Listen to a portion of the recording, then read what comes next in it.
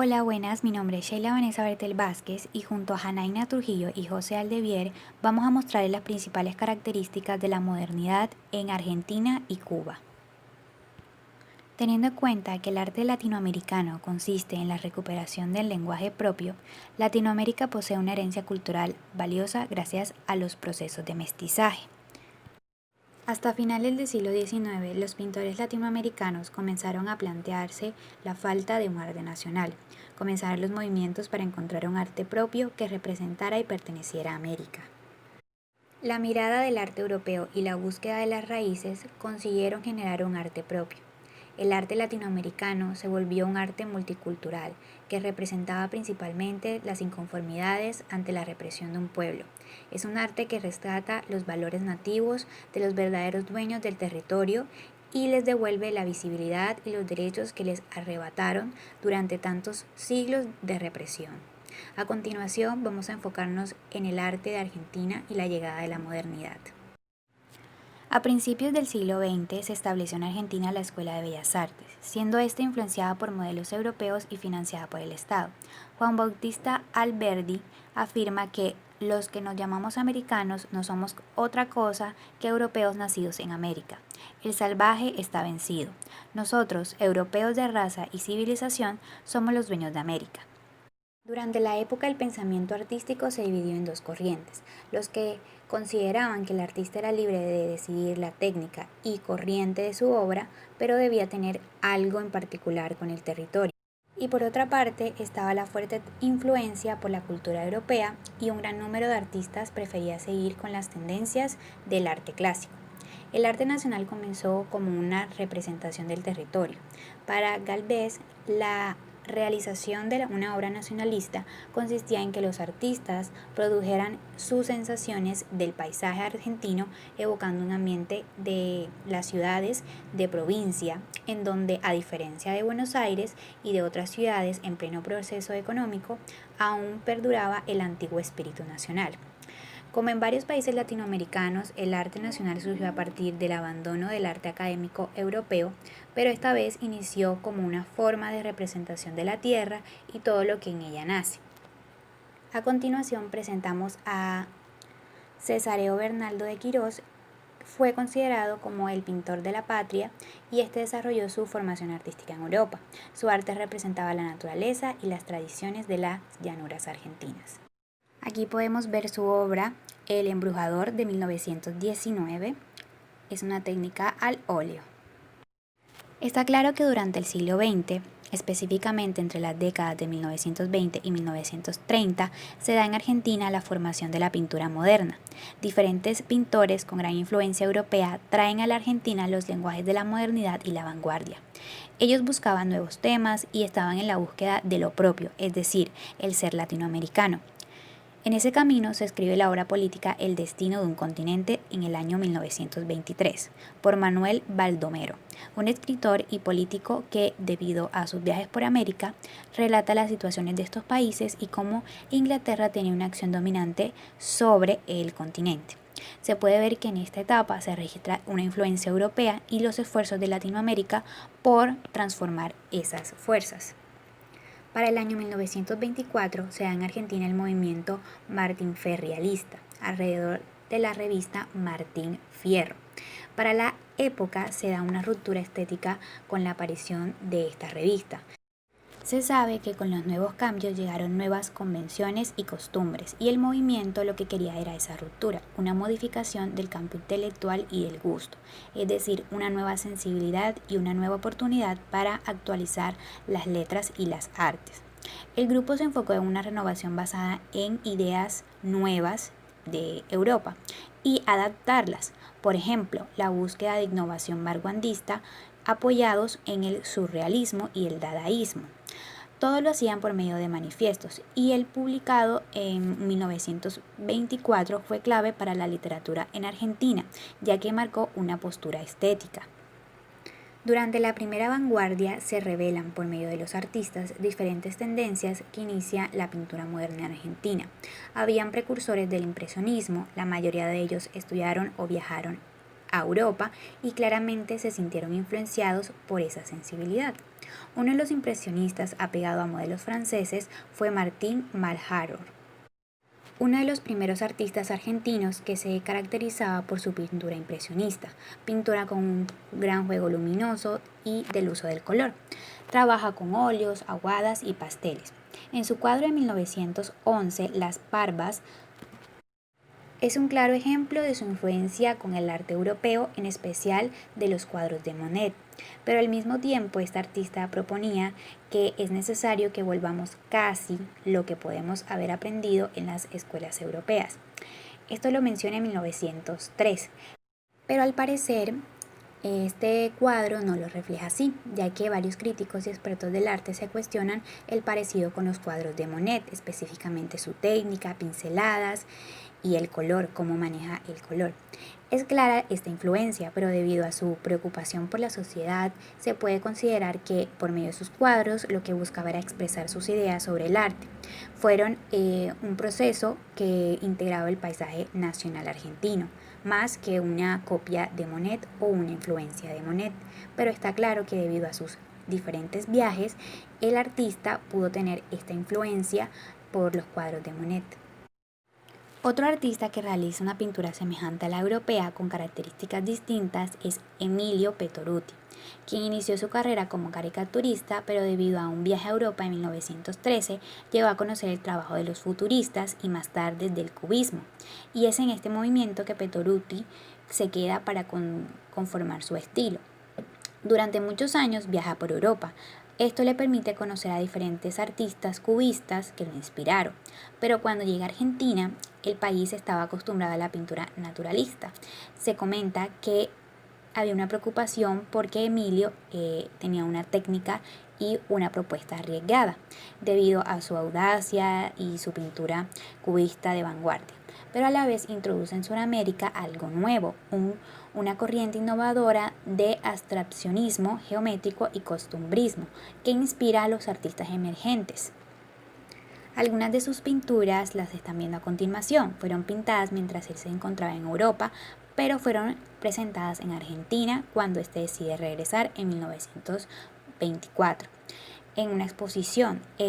La pintura que vemos es Pensierosa, y esta otra obra de 1927, Quintero hace referencia a la música, tal vez al tango.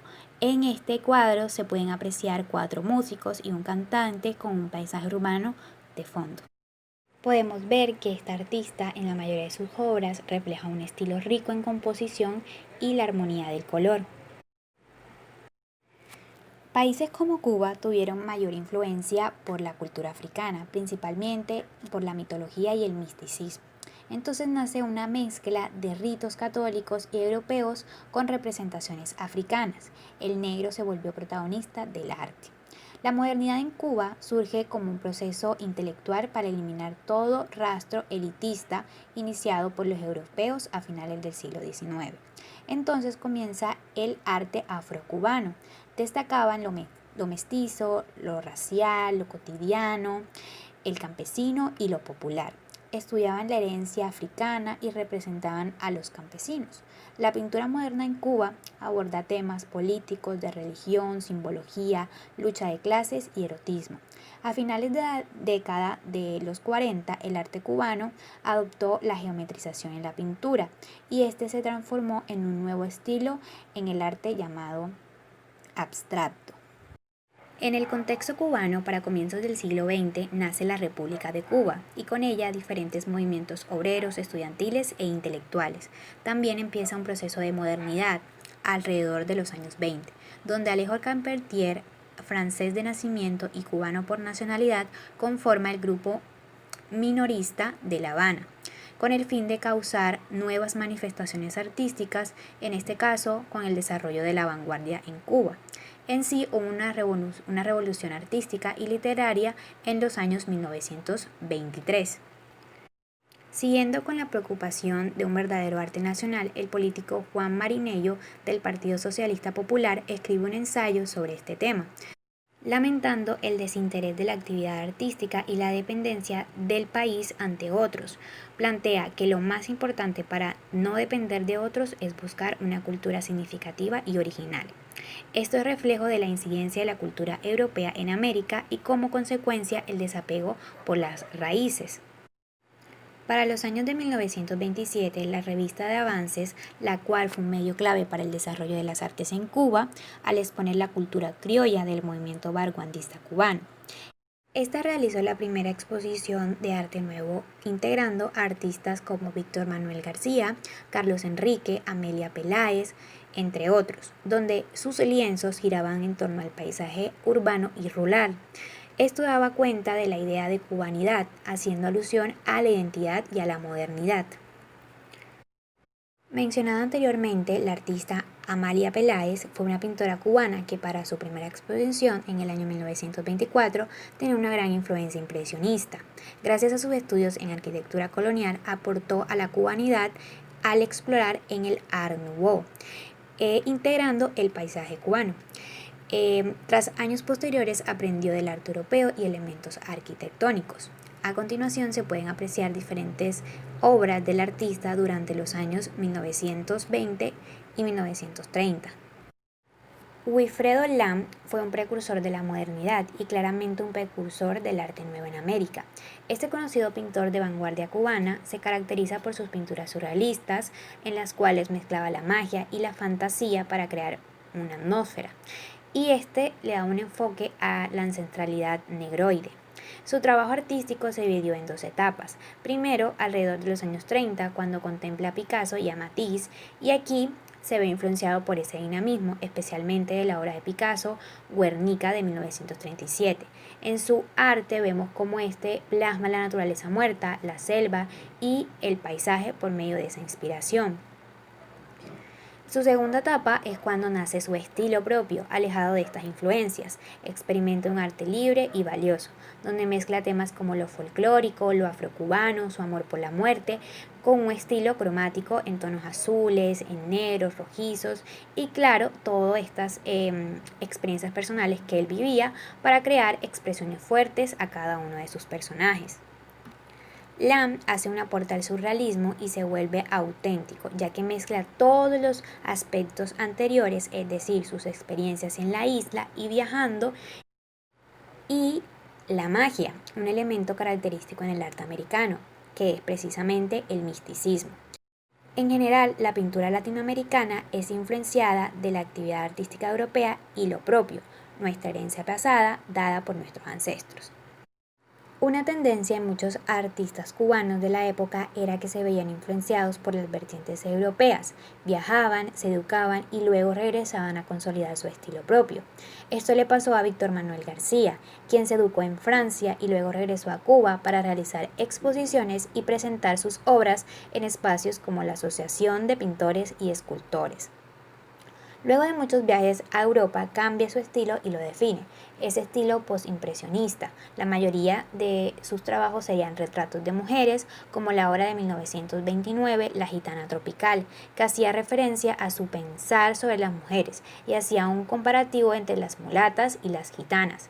En su obra se puede ver la unión de dos culturas, por un lado lo mestizo o lo mulato y lo europeo, haciendo referencia a lo gitano. También podemos ver esto en la unión de dos mujeres en su obra Dos mujeres y paisaje. Su obra Gitana Tropical es considerada como la primera obra del modernismo pictórico en Cuba, a pesar de ser pintada en Francia, y hasta es comparada con la Gioconda, y puede decirse que es la Gioconda americana, debido al tipo de composición que tiene, su mirada, la posición de su brazo y el paisaje. Es un retrato de cuadros vivos con una mezcla entre lo indígena y lo mulato. El centro del cuadro es el rostro de la mujer y es un claro reflejo de la actividad temprana del artista, por su simplicidad, escasos detalles y pinceladas largas. Otras pinturas de Víctor Manuel García fueron la de 1919, El retrato a un artista, Diego Rivera, y El paisaje con figuras de 1925, entre otras, donde se puede apreciar sus primeros esbozos en la pintura, con una técnica simple. Se puede decir que en Cuba, para la llegada de la modernidad, se estaba en la búsqueda de toda la identidad cultural de que los diferenciara y los hiciera sentir orgullosos de esa raza mestiza. Otro ejemplo es Fidelio Ponce, es un pionero del arte moderno en Cuba. Sus obras tenían gran influencia por artistas europeos como Greco, pero mantenían fuertes ideales en contra de la academia clásica. A pesar de la influencia europea, logró desarrollar un estilo propio en el cual destacaba el uso de la textura y la mezcla de los colores ocres y la luz para dar vida a expresiones de horror, miedo, pobreza y tortura que representaban las diferencias entre las clases y la burguesía en Cuba. Mientras en Europa se usaba el blanco para resaltar detalles y destellos de luz, Ponce transformó el uso del blanco para dar una imagen tenebrosa y siniestra. Realizaba una crítica a partir de la representación de lo que podía considerarse desagradable durante la época y lo cotidiano. Aquí un ejemplo de su obra Tuberculosis de 1934. Podemos decir que la llegada de la modernidad en América Latina estuvo marcada durante los años de 1920 y 1930. Fue en esta década cuando se empieza a tomar la esencia autónoma de las artes, pero se debe señalar que todo parte en el siglo XIX con la independencia de los países latinoamericanos, de la influencia europea y ese lento descubrimiento de lo propio en cada uno de ellos, es decir, la identidad y la nacionalidad que tanto los caracterizaba. En el arte fue esa liberación de los principios estéticos de países como Inglaterra y Francia, ya que eran los epicentros de los principales movimientos artísticos que influenciaban al arte americano. Para comienzos del siglo XX en muchos países había una inquietud renovadora y de un nuevo nacionalismo. Era un común denominador, se buscaban elementos propios, pero aún se tenía la influencia de algunas vanguardias europeas, lo que ayudó a generar un arte propio con la mirada del arte en Europa y la búsqueda de raíces. En la década de los años 20, el tema era el lugar, que giraba en torno a un sistema simbólico, lo propio de las vanguardias. Esa mirada al entorno permitía reconocer el lugar como un espacio de reflexión, el territorio. El lugar toma importancia al comprender de la modernidad que surgía de la sociedad y de la cultura de cada país. Fue en este periodo cuando se comenzó a dar interés por otras culturas, y esto le abrió las puertas a estas manifestaciones culturales influenciaran en el arte. Por consecuente, como los artistas latinoamericanos estaban tan enfocados en el arte que se estaba llevando en Europa porque viajaban y se educaban allá, esto generó un abrir de ojos a unas manifestaciones culturales poco valoradas, la cultura y esas raíces. Esto abrió paso a mostrar el pasado, nuestro pasado y rescatar nuestros valores. Ahora se puede decir que el artista cumple un papel de consolidar esa identidad cultural por medio de su práctica. ¿Y cómo llega esto a América? Claro, los artistas viajaban, se regresaban a América y obviamente allá en Europa lograban una plenitud y traían influencias de corrientes como el cubismo, el futurismo, el surrealismo, entre otras. La historia del arte latinoamericano moderno se divide en dos partes. En el siglo XIX con estas influencias de estas partes de Europa y en el siglo XX cuando hay esa palabra propia sobre las artes plásticas. ¿Qué nos da a entender esto? Que la obra de arte siempre estuvo expuesta a su reproductibilidad debido a la influencia que tenían los artistas americanos en el arte de Europa. Ellos traían toda esa inspiración e influencia y claramente esto permitía generar obras de arte en América Latina con una influencia europea. Esto ha sido todo, muchísimas gracias por escuchar. Somos el grupo 5 del curso El Arte y la Modernidad de la Universidad Nacional Abierta y a Distancia. Gracias.